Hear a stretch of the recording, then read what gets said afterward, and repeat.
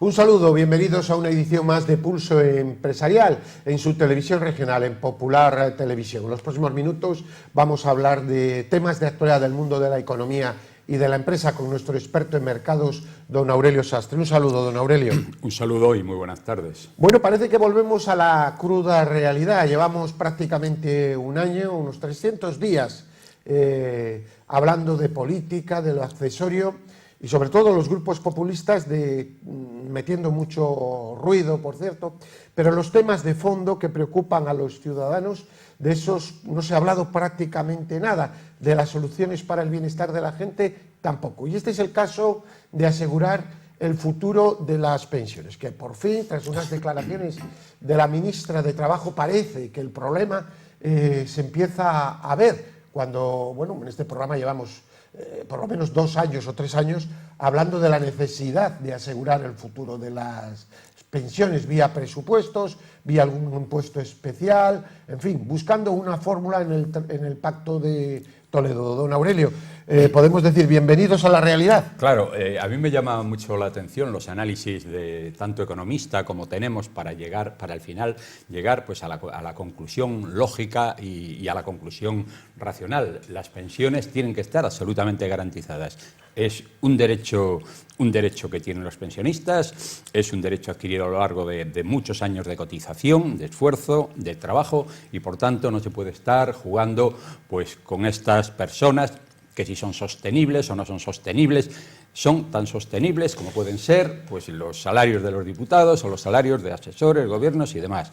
Y ahora ya van entrando en razón, porque ayer economistas de todas las fuerzas políticas han llegado a la misma conclusión.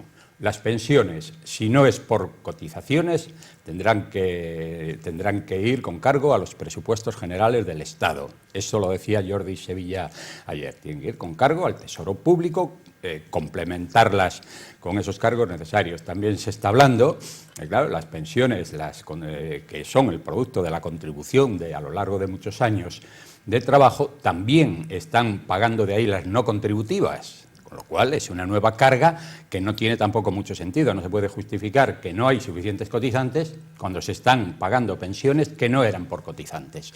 Por tanto, esas sacarlas del... Claro, pagarlas vía de ahí, buscar fórmulas... Vía presupuesto. En fin, cada vez que surja un problema de ese tipo... Por tanto, a mí me parece muy positivo que ya todas las fuerzas políticas estén entrando en esta línea. Y luego otra cosa... Bueno, todas yo no lo tengo muy claro. Bueno, todas no, yo pero creo vamos, que por lo menos las importantes sí. Sí. Al hablar de todas estoy hablando de las solventes. Ya. Porque vale. hay ahí unos grupos absolutamente luego insolventes. Tiene una solución, hacer como en Venezuela, no pagarlas, claro, y ya está. Claro, no se paga. Hay unos grupos insolventes que ahora ya en general el ciudadano ya les va conociendo y me parece que tienen el tiempo muy contado porque es lo lógico, es lo racional. ¿A dónde vamos con esos personajes? Eso no pueden tener el más mínimo apoyo de la ciudadanía porque ya ven quiénes son y lo que hacen. Por tanto, bueno, yo cuando hablo de general estoy hablando de la gente seria, de la gente pues normal, en fin, de la gente racional. Y hay otro aspecto también en esto que me pareció muy positivo, porque ahora además se había generado ahí un problema con los que están cobrando derechos de autor, con los autores y tal, y es que hacer compatibles el trabajo con el cobro de la pensión al 100%. Es un derecho, por supuesto. Al que quiera, claro, por supuesto. Ya, puede ser el 50. Al que quiera trabajar.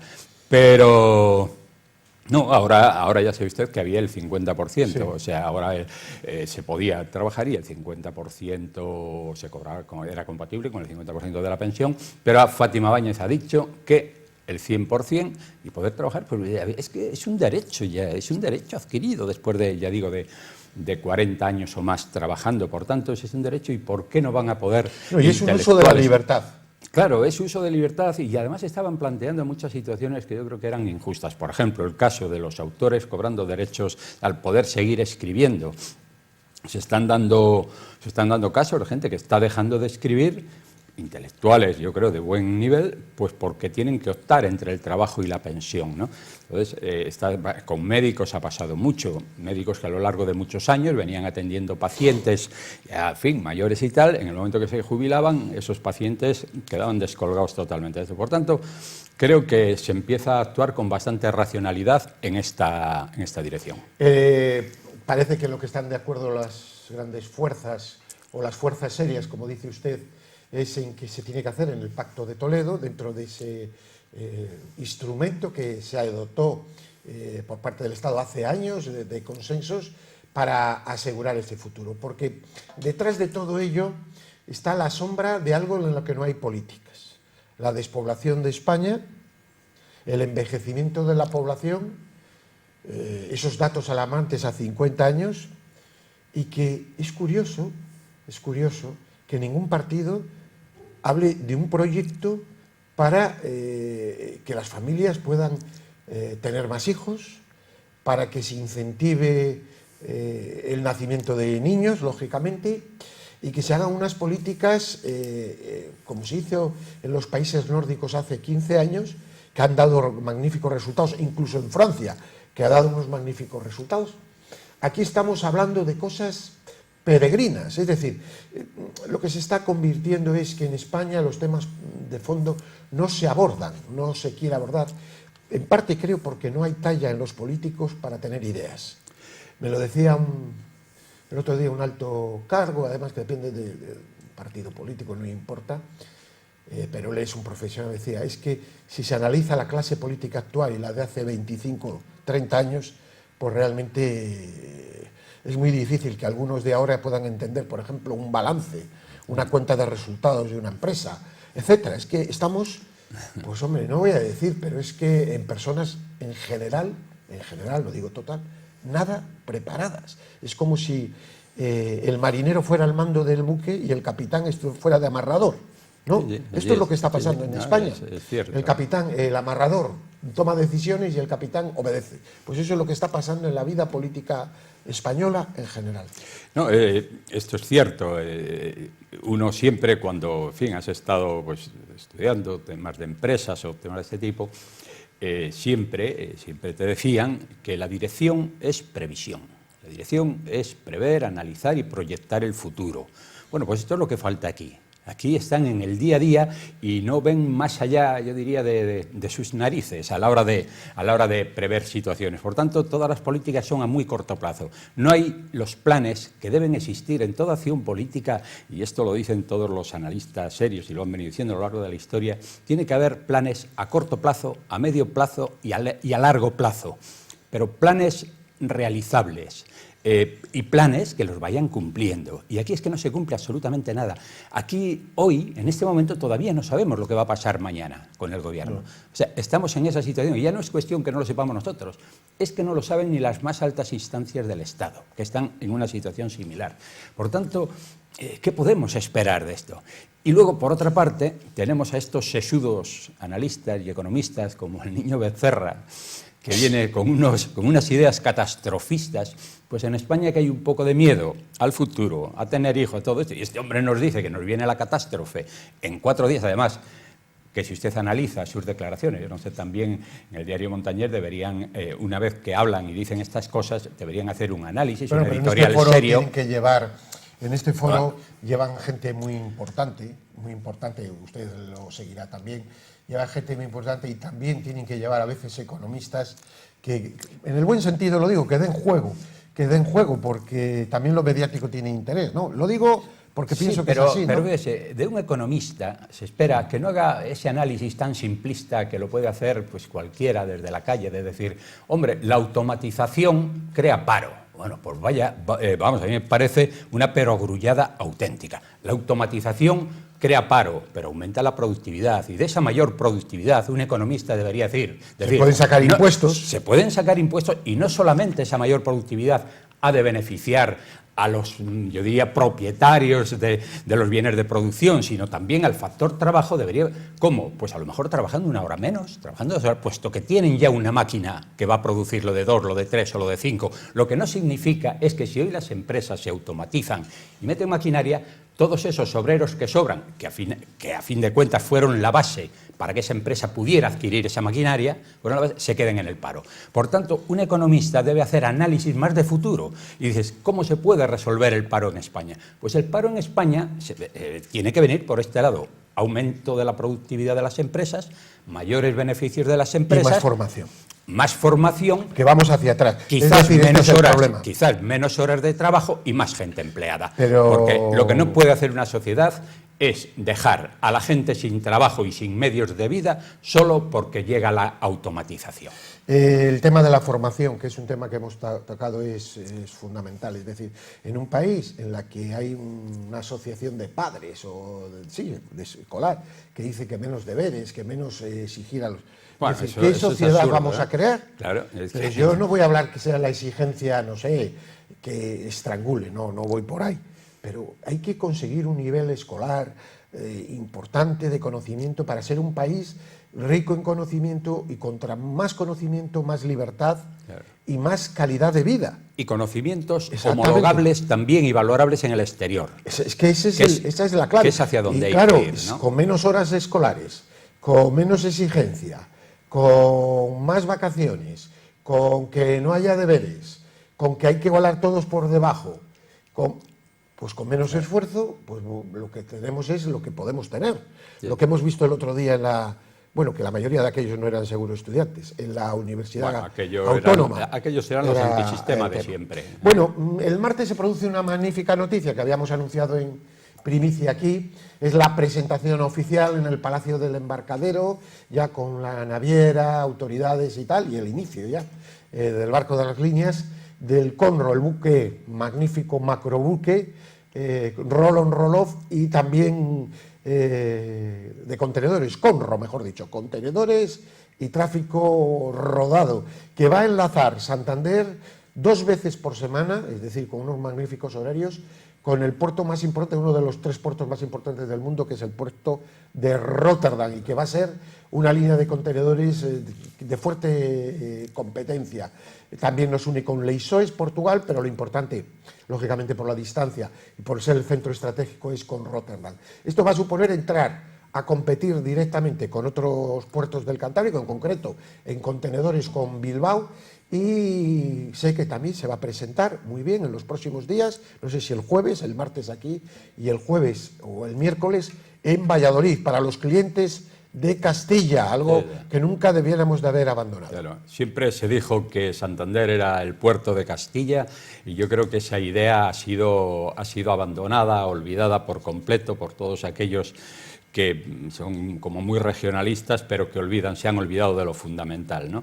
Entonces, a mí me parece que efectivamente la actuación del puerto, yo creo que está siendo muy positiva. Se ve la mano de un profesional en ello, por tanto, y están haciendo lo que nosotros decíamos, proyectos inmediatos, proyectos a medio plazo, y yo creo que tienen importantes proyectos también a largo plazo, porque piensan que el mismo acuerdo que se ha llegado con esta naviera pues podrá realizarse también con otras de ese nivel. Y hay que reconocer que Cantabria tiene condiciones para esto. A poco que se actúen las infraestructuras, que también hay un movimiento importante. Yo voy mucho por el puerto y veo mucho movimiento. Aquellas explanadas que estaban ahí abandonadas en este momento ya están siendo pues urbanizadas, están haciendo grandes naves. En fin, creo que hay una actividad en el puerto que era absolutamente necesaria para Cantabria, porque es una de las fortalezas que tenemos.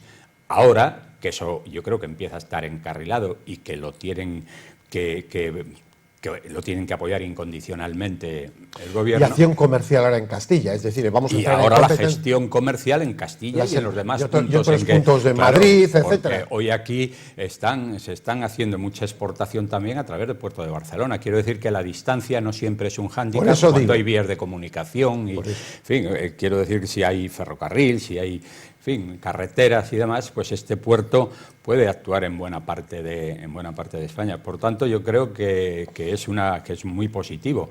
Ahora lo que hay que mirar también son las otras salidas que Cantabria puede tener, como es toda la zona rural, que está absolutamente muerta.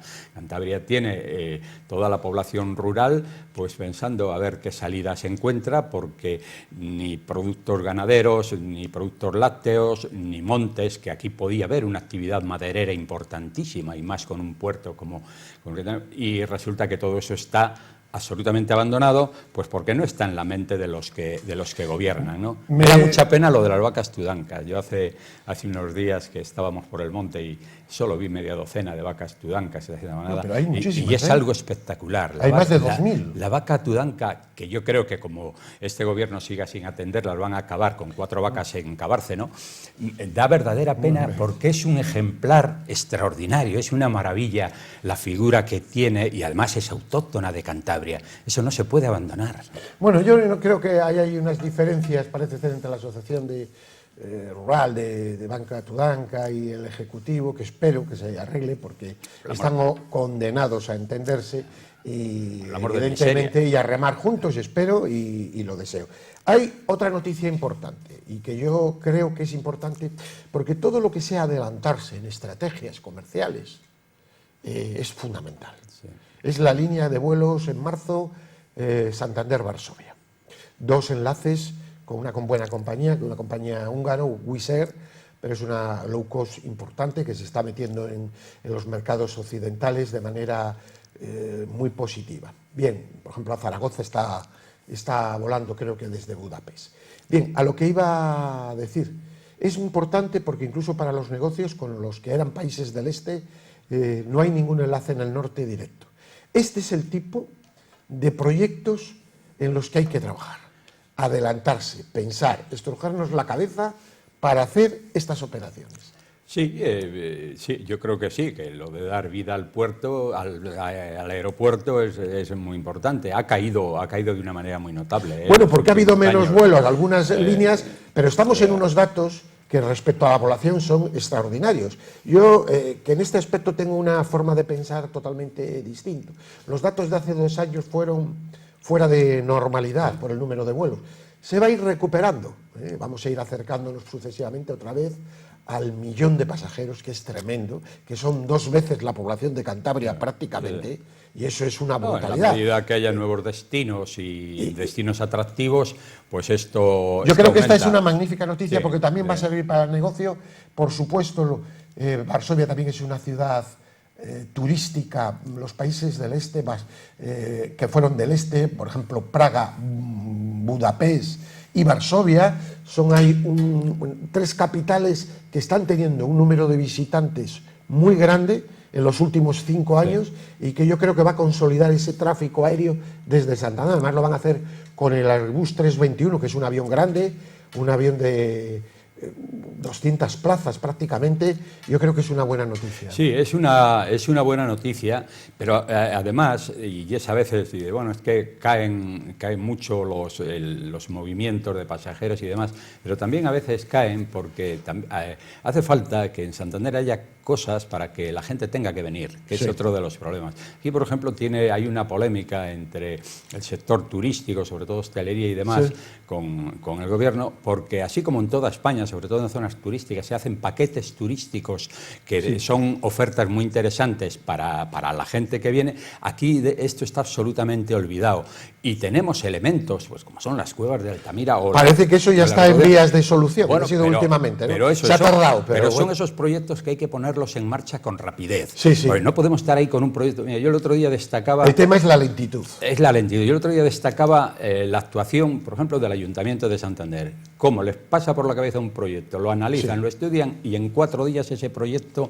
está en marcha, ¿no? Y las fuertes... es que la agilidad, sobre todo presupuestaria, de haber saneado mucho las cuentas, el movimiento que se está generando, que ve usted grúas, que ve usted actividad, que ve usted obras. Claro, esto es una consecuencia de un control de gastos en años anteriores y de apretar, es decir, ahora se están viendo los frutos. Es que lo que no podemos es estar gastando indefinidamente, Claro. sino primero hay que sanear para luego poder invertir, El ¿no? otro día estábamos comentando, pues ya los diques de la Madalena en marcha, la plaza de las estaciones que ponen en marcha, pero al mismo tiempo ya están estudiando y analizando el Metrobús, ya están con las viviendas sociales de la calle Alta. Y hay una serie de proyectos y todo esto lo están haciendo con unos presupuestos muy limitados, ¿no? No, pero Entonces, un presupuesto dedicado a inversiones muy importante, para lo que es un ayuntamiento. Entonces, esa generación de actividad y de actividad económica, que es prácticamente la única interesante que hay en este momento en Cantabria, pues hay que resaltarlo y hay que decirlo. Y hay que animarla. Hay que animar a que siga así y los demás positivo. sigan un poco ese ejemplo. Bueno, pues don Aurelio Sastre, ponemos punto final hoy a nuestro programa. Seguro que en los próximos días tendremos que seguir hablando del tema de las pensiones, aunque para nosotros esto no es nuevo, y también hablaremos de esa presentación el martes de la línea marítima, un gran logro, una magnífica noticia, Santander en Rotterdam. Que tengan una feliz semana. Muchas gracias, don Aurelio, como había dicho. Gracias a ustedes. Y paz y bien.